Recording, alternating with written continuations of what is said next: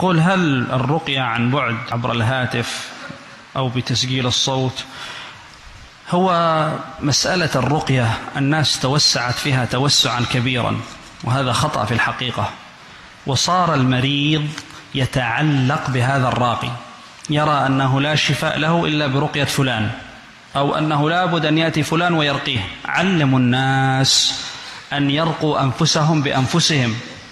قل له: إيش تشعر؟ إيش عندك؟ قال: أنا أشعر كذا وأشعر كذا. اقرأ البقرة. قل لهذا المريض: كم تقرأ قرآن؟ إذا قال: أنا ما أقرأ. أنت مريض ما تقرأ قرآن بسبب المرض الذي فيك، لأنك لا تقرأ كتاب الله. تريد الناس أن تشفيك وترقيك وأنت أصلا هاجر لكتاب الله. علمه، قل له: تريد الله يشفيك؟ اقرأ أنت القرآن، اقرأ كل يوم سورة البقرة، سيشفيك الله. لو فيك سحر ولا عين ولا أي شيء من هذه الأمراض سيشفيك الله. حافظ على الأذكار، حافظ على صلاة الجماعة، أكثر من الدعاء، افعل كذا، لا بأس أن تستخدم مثلا السدر، العسل، افعل. علمه، خلي هو يرقي نفسه. لكن نحن صرنا الآن شركات في التجارة.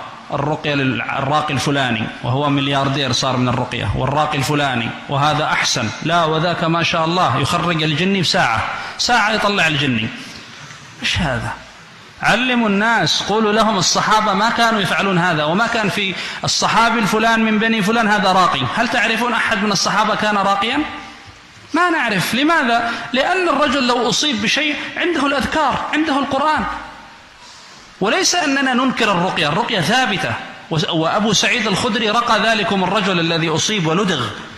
لكن أن نتخصص فلان الراقي هذا خطأ.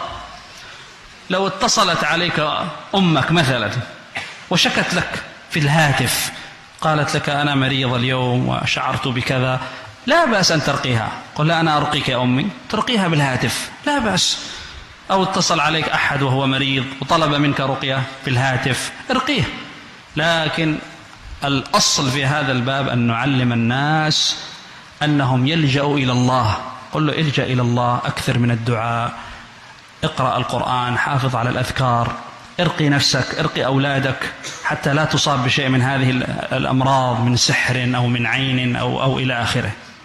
ضمن فعاليات دورة الإمام المزني السلفية الإندونيسية الأولى